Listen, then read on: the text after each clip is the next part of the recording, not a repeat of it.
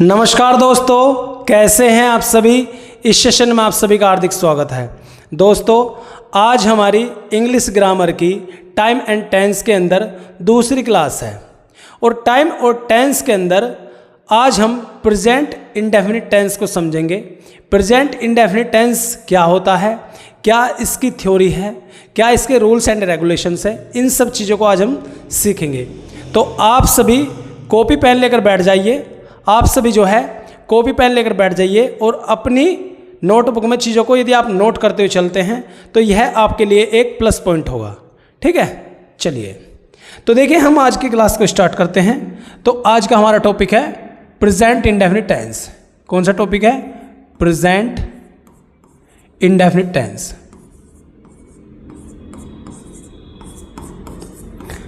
इसे कॉपी में डाल लीजिए।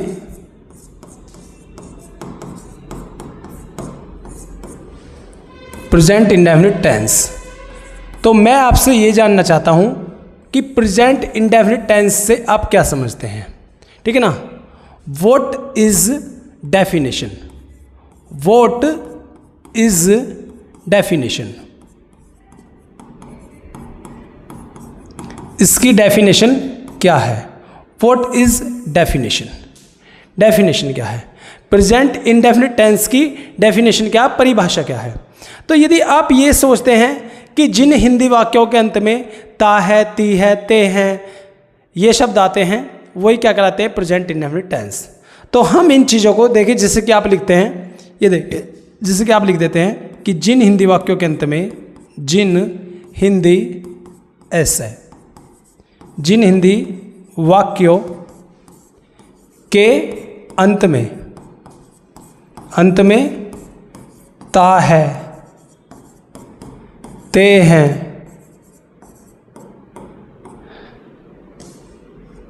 ते हैं, ती है, ऐसे शब्द आते हैं, ती हैं, इत्यादि शब्द आते हैं, इत्यादि शब्द आते हैं, वो प्रेजेंट इंडेफिनिट टेंस कहलाते हैं। तो यदि आप ऐसा मानते हैं तो हम इन चीज़ों को जो है एक बार चैलेंज कर लेते हैं। एक बार हम इन चीज़ों को चैलेंज कर देते हैं। ये जो डेफिनेशन हमने लिखी है, हम इसको एक बार चैलेंज करते हैं। ठीक है, चलो देखते हैं एक बार। तो हम यहाँ पर कुछ सेंटेंस लिखते हैं, जैसे कि पहला सेंटेंस, वह अपना काम समय पर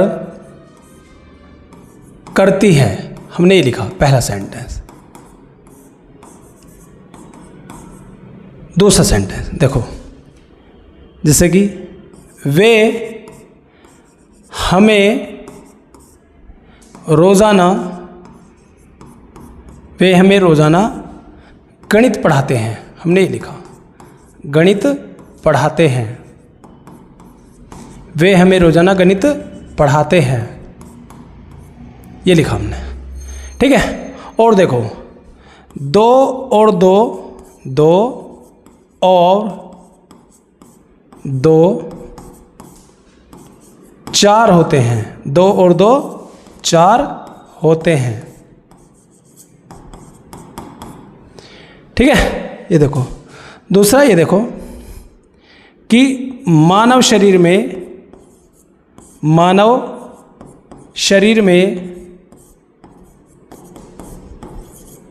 206 हड्डियाँ, मानव शरीर में 206 हड्डियाँ होती हैं।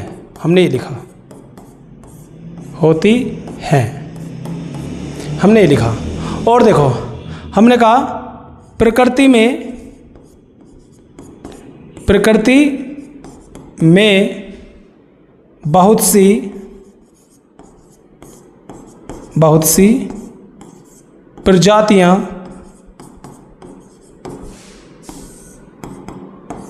पाई जाती हैं।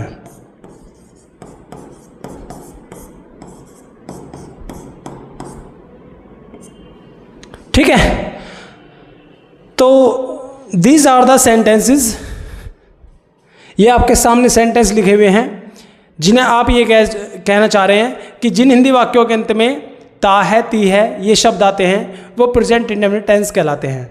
तो मैं आपसे ये जानना चाहता हूँ, ये जो सेंटेंस है वह अपना काम करती है, वह अपना काम समय पर करती है, वह अपना काम समय पर करती है। तो ये देखिए लास्ट में क्या है, ती है, ये देखो, ठीक है। और देखो इसमें क्या है, लास्ट में ती है, इसमें क्या है, लास्ट में ती है। ऐसा नहीं है कि मतलब ये कहना चाह रहे हैं हम कि जिन हिंदी वाक्यों के अंदर में ता है, ती है, ते हैं, ये शब्द आते हैं, प्रेजेंट इंडेफिनिट टेंस कहलाते हैं। तो हम उस डेफिनेशन को चैलेंज कर रहे हैं, उसको हम कहते हैं ना कि हम उसका मुकाबला करने जा रहे हैं कि ये कहाँ तक सही है, ये डेफिनेशन जो है ये कहाँ तक सही है, हम इसकी बात कर रहे हैं। तो देखिए यहाँ पे लिखा हुआ वह अपना काम समय पर करती है, और यहाँ पे लिखा हुआ मानव शरीर में 206 हड्डियाँ होती हैं, प्रकृति में बहुत सी प्रजातियाँ पाई जाती हैं। तो मुझे आपसे ये जानना है इन दोनों सेंटेंस में, ये जो सेंटेंस है आपके सामने ध्यान से सुनिए, ये जो दोनों सेंटेंस है, देखिए ये जो दोनों सेंटेंस है और ये जो दोनों सेंटेंस है, क्या ये इक्वल है? ऊपर वाला जो सेंटेंस है, सेंटेंस नंबर देखिए ये वाला जो सेंटेंस है, ये वाला सेंटेंस जो है, ये वाला सेंटेंस और ये जो दो सेंटेंस है, क्योंकि इनमें भी लास्ट में ती है आ रहा, क्या ये इक्वल है? क्या ये इक्वल है? तो देखिए इसमें क्या है, इसमें क्या है, एक एक्शन दिया है, इसमें क्या है, एक्शन गिवन है, एक्शन गिवन है, ठीक है ना, इसमें एक्शन गिवन है। क्या इसमें एक्शन दिया है? क्या इसमें कोई काम दिया है? इस सेंटेंस में कोई आपको काम दिख रहा हो? क्या इन सेंटेंसों में कोई भी ऐसा काम है जो आपको होते हुए दिख रहा हो? ठीक है ना, जैसे कि इसमें दिख रहा है कि वह अपना काम समय पर करती है, यह एक स्टेटमेंट है कि वह अपना काम समय पर करती है, यानी कि जो भी उसे काम डेली मिलता है उसे वह अपना काम को समय पर करती है। लेकिन क्या इसमें कोई भी ऐसा एक्शन है? नहीं है ना। तो ये दोनों सेंटेंस इसके इक्वल कैसे हो जाएंगे? ये दोनों सेंटेंस इसके इक्वल कैसे हो जाएंगे? कि जबकि इसके भी लास्ट में ती है और इन दोनों सेंटेंस के लास्ट में भी ती है।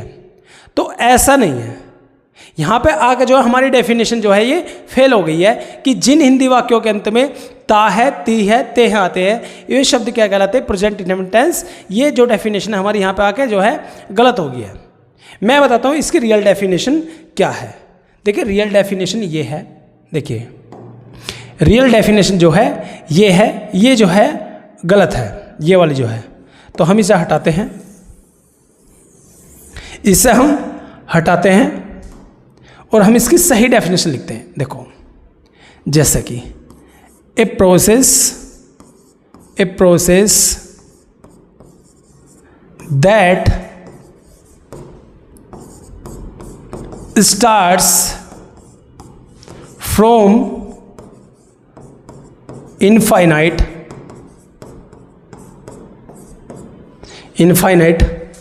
and goes to infinite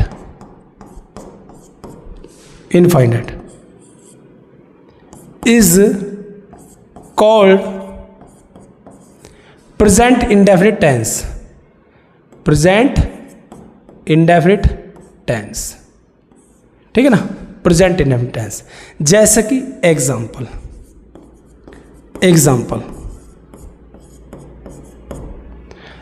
हम लिख रहे हैं, पृथ्वी सूर्य का चक्कर लगाती है।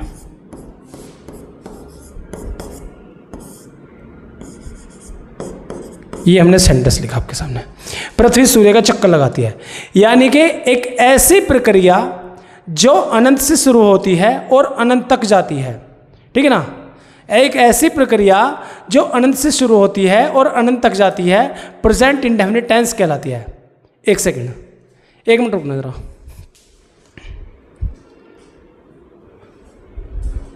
ठीक है, देखो एक ऐसी प्रक्रिया जो अनंत से शुरू होती है और अनंत तक जाती है, यानी यदि आप ये रट्टा मारते हैं कि जिन हिंदी वाक्यों के अंत में ता है, ती है, ते आते हैं, प्रेजेंट इंडेफिनिट टेंस कहलाते हैं, तो ये गलत है। ये तब सही होगी जिन हिंदी वाक्यों के अंत में ता है, ती है, ते हैं आते हैं तथा उनके साथ एक एक्शन भी दिया हो।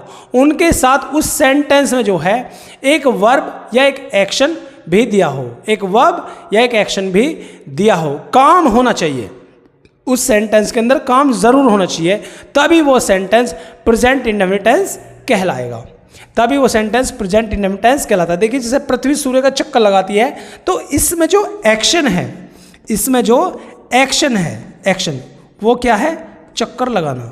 एक्शन क्या है, चक्कर लगाना, चक्कर लगाना। क्या आप मुझे बता सकते हैं कि पृथ्वी ने सूर्य का चक्कर लगाना एग्जैक्ट कब शुरू किया था? क्या बता सकते हैं आप? क्या आप ये बता सकते हैं कि पृथ्वी सूर्य का चक्कर लगाना कब बंद करेगी? नहीं बता सकते हैं, क्योंकि पृथ्वी जो है सूर्य के चारों ओर चक्कर लगाती है, लेकिन आप बता नहीं सकते। तो एक ऐसी प्रक्रिया जो अनंत से शुरू होकर अनंत तक जाती है, ये जो है सबसे सटीक है डेफिनेशन, प्रेजेंट इंडेफिनिट टेंस कहलाती है, उसमें एक एक्शन भी होना चाहिए। सही है। अब देखो ये जो प्रेजेंट इंडेफिनिट टेंस है ये कैसे है, इसके हम रूल्स एंड रेगुलेशन समझेंगे। सबसे पहले हम इसके वेरिएशन समझ लेते हैं, सबसे पहले हम इसके वेरिएशन समझ लेते हैं। जैसे कि पहले हम इस सेंटेंस को हम जरा एक बार ट्रांसलेट कर देते हैं। देखो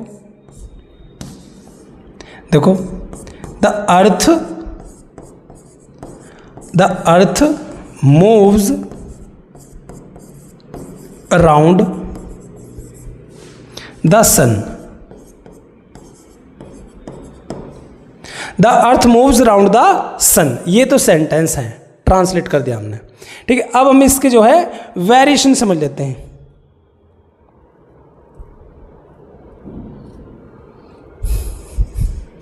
जैसे कि देखो, यदि आप नोट करना चाहते हैं तो नोट भी कर सकते हैं। देखो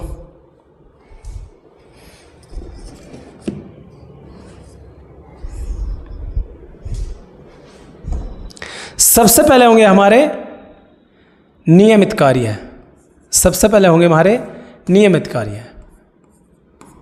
किस किस चीज को हम प्रेजेंट इंडेफिनिट टेंस में लिखेंगे? नियमित कार्य होगा, नियमित कार्य, ठीक है ना, नियमित कार्य।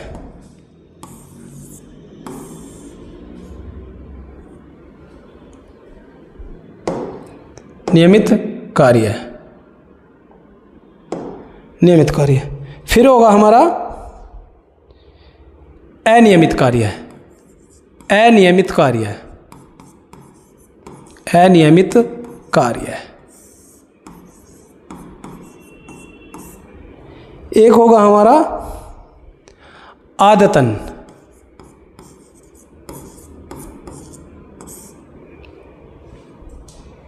ठीक है। एक होगा हमारा सार्वभौमिक सत्य, सार्वभौमिक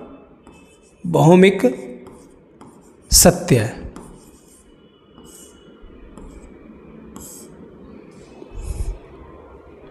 सार्वभौमिक सत्य, ठीक है। आप इसको जो है इतना भी छोड़ सकते हैं, आदत, ठीक है। अब देखो, तो सबसे पहले हम क्या करेंगे इसे, देखो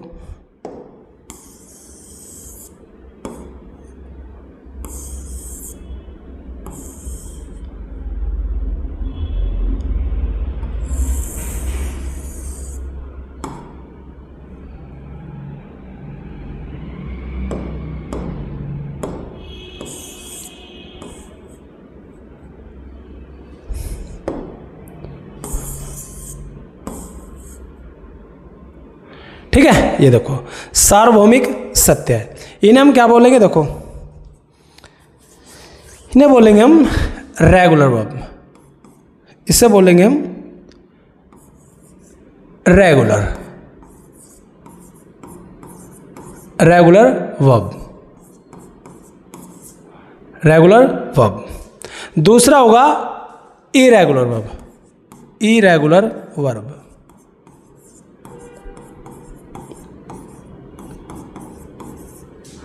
तीसरा आदत, हैबिट। सार्वभौमिक सत्य, यूनिवर्सल ट्रुथ, ठीक है ना, यूनिवर्सल ट्रुथ। मैं आपको यह बताना चाहता हूं कि प्रेजेंट इंडेफिनिट के जो सेंटेंस है कौन कौन से सेंटेंस प्रेजेंट इंडेफिनिट टेंस में बनेंगे। तो जो सेंटेंस नियमित कार्य में होंगे, जिस सेंटेंस में रेगुलर एक्शन चमकेगा, वो हमारा प्रेजेंट इंडेफिनिट टेंस में बनेगा। जो सेंटेंस हमारा अनियमित कार्य इरेगुलर वर्ब में आएगा, वो भी प्रेजेंट इंडेफिनिट टेंस में बनेगा। जो सेंटेंस जिस सेंटेंस में आदत दिखेगी और प्रेजेंट में हो, वो भी किस में बनेगा, प्रेजेंट इंडेफिनिट टेंस में। सार्वभौमिक सत्य यानी कि यूनिवर्सल ट्रूथ, यूनिवर्सल ट्रूथ। जैसे कि मैं यहाँ पे जो है इससे थोड़ा सा इसके नज़दीक लिख देता हूँ, ये जो है इसे थोड़ा सा मैं नज़दीक लिख देता हूँ इन्हें।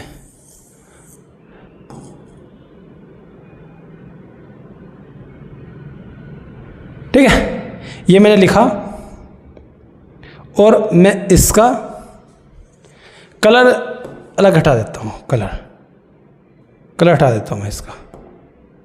ठीक है, ये हो गया।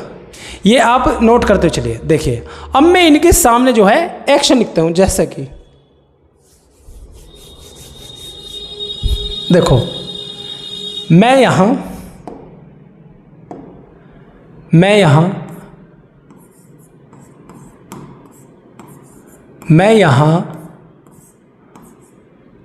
रोजाना आता हूं। मैं इसे थोड़ा सा नज़दीक लिख देता हूं। मैं यहां रोजाना आता हूं।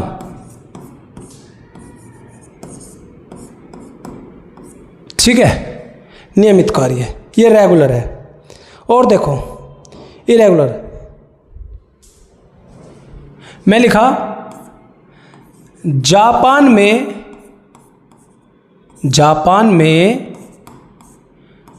भूकंप आते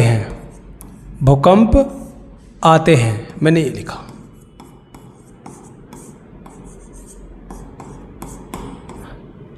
ठीक है, जापान में भूकंप आते हैं।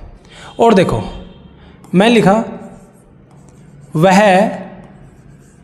धूम्रपान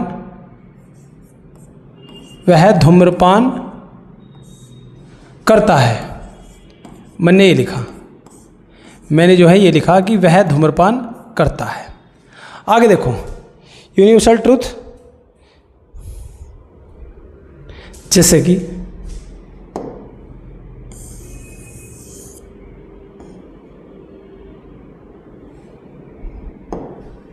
मैंने लिखा सूर्य पूरब में उगता है, सूर्य पूरब में उगता है। ठीक है, तो देखिए प्रेजेंट इंडेफिनिट जो टेंस है, कौन कौन से सेंटेंस जो होंगे वो प्रेजेंट इंडेफिनिट टेंस में लाई करेंगे। ठीक है ना, यानी कि किस तरीके के सेंटेंस जो है प्रेजेंट इंडेफिनिट टेंस में बनेंगे, हम ये कहना चाह रहे हैं। तो ये जो है ये उनकी कैटेगरी है। ये क्या है उनकी कैटेगरी? दीज आर द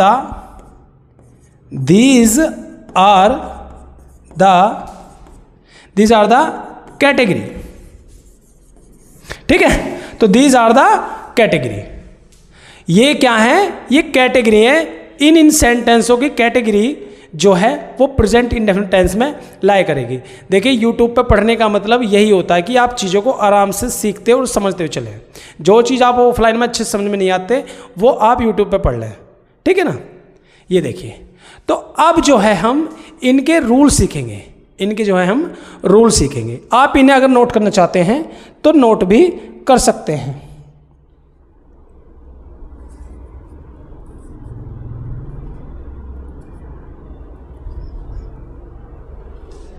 देखो एक चीज और लिख लीजिए। आजकल जो है आजकल न्यूज़पेपर की हेडलाइंस, न्यूज़पेपर की हेडलाइंस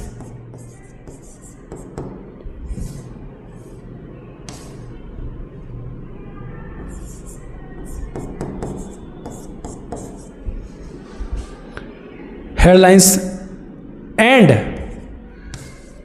और देखो, और स्पोर्ट्स के कमेंट्री, स्पोर्ट्स के कमेंट्री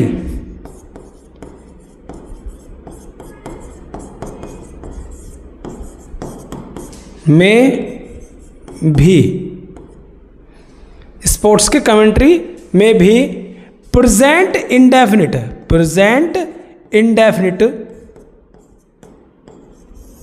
का यूज करते हैं।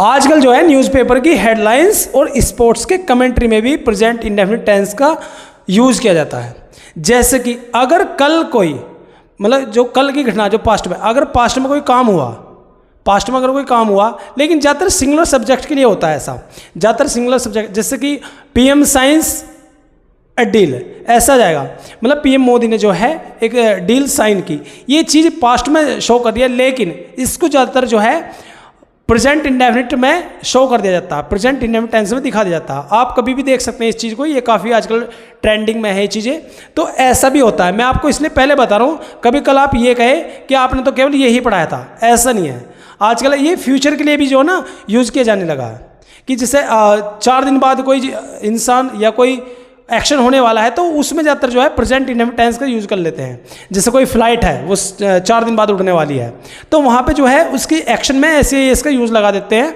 यूज़ कर देते हैं SEIS का। और लेकिन ज़्यादातर ऐसा तब होता है जब सब्जेक्ट सिंगुलर हो। ठीक है, चलो, तो ये चीज़ें मैं दिखाऊंगा आपको, एग्जाम्पल भी दूंगा। पहले आप इसका रूल्स एंड रेगुलेशन समझ लीजिए क्या है। तो अगर आपने ये नोट कर लिया हो, तो नोट करने के बाद में हम आगे बढ़ते हैं और एक बार चेक कर लेते हैं सब कुछ। चलो देखो, देखो,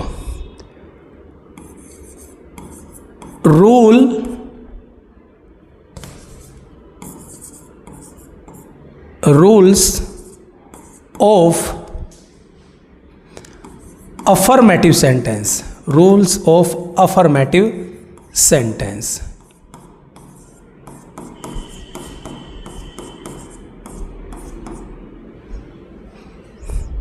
ठीक है, सेंटेंसेस लिखो, कोई दिक्कत नहीं, sentences, rules of affirmative sentence. ठीक है ना, सकारात्मक वाक्यों को बनाने का जो नियम है, सकारात्मक वाक्य है। अफर्मेटिव का मतलब होता है, अफर्मेटिव का मतलब होता है सकारात्मक। क्या होता है? सकारात्मक वाक्यों। ठीक है ना, ठीक है, सकारात्मक वाक्य। रूल्स ऑफ अफर्मेटिव सेंटेंसेस, यानी कि सकारात्मक वाक्यों को चेंज करने का नियम, उन्हें ट्रांसलेट करने का नियम। देखिए, तो हम इसे बदलेंगे सकारात्मक वाक्य। जैसे कि, तो सबसे पहला रूल होगा सब्जेक्ट, सबसे पहले सब्जेक्ट आएगा, उसके बाद वर्ब का फर्स्ट फॉर्म होगा या वर्ब का V5, ठीक है, प्लस ऑब्जेक्ट,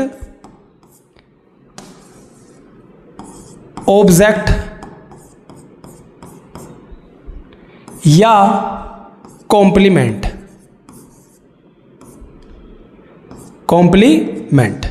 ठीक है ना, सब ऑब्जेक्ट या कॉम्प्लीमेंट, ध्यान से सुनो, ऑब्जेक्ट या कॉम्प्लीमेंट।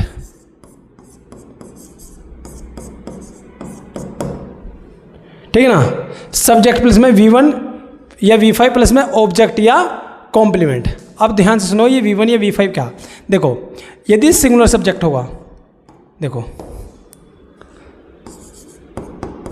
सिंगुलर सब्जेक्ट के साथ, सिंगुलर सब्जेक्ट के साथ, सिंगुलर सब्जेक्ट के साथ V1, यानी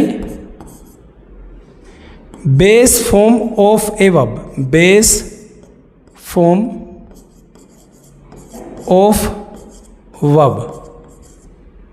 ठीक है ना, बेस फॉर्म ऑफ वर्ब, यानी कि वर्ब का जो बेस फॉर्म होता उसका हम यूज़ करेंगे। सिंगुलर अरे यार क्या लिख दिया, सिंगुलर सब्जेक्ट के साथ ये क्या कर दिया, अच्छा सिंगुलर सब्जेक्ट, ये तो गड़बड़ होगी भाई। देखो सिंगुलर सब्जेक्ट के साथ V5, ये तो गड़बड़ होगी भाई, ठीक है, आई एम सॉरी, ठीक है भाई। सिंगुलर सब्जेक्ट के साथ V5, सिंगुलर सब्जेक्ट के साथ V5, यानी वर्ब में S या ES, ठीक है ना, वर्ब में S या ES। सिंगुलर सब्जेक्ट के साथ V5, वर्ब में S या ES। प्लूरल सब्जेक्ट के साथ, प्लूरल सब्जेक्ट के साथ, प्लूरल सब्जेक्ट के साथ V1, यानी base form of a verb, base form of verb, base form of verb. Singular subject के साथ V5, यानी वर्ब में S या ES। प्लूरल सब्जेक्ट के साथ V1, यानी बेस फॉर्म ऑफ वर्ब का हम यूज़ करेंगे, यानी कि जो वर्ब है हमारी उसकी हम फर्स्ट फॉर्म का यूज़ करेंगे, ठीक है ना। ये सब चीज़ें हैं। एक बार जो है यदि आप इसे नोट करना चाहते हैं तो नोट कर लीजिए, देखिए। चलो तो हम इससे आगे बढ़ाते हैं, इन सभी को हम हटा देते हैं, इन सभी को। अब हम यहां से लिखेंगे कि है क्या ये, देखो देखो, देयर आर 5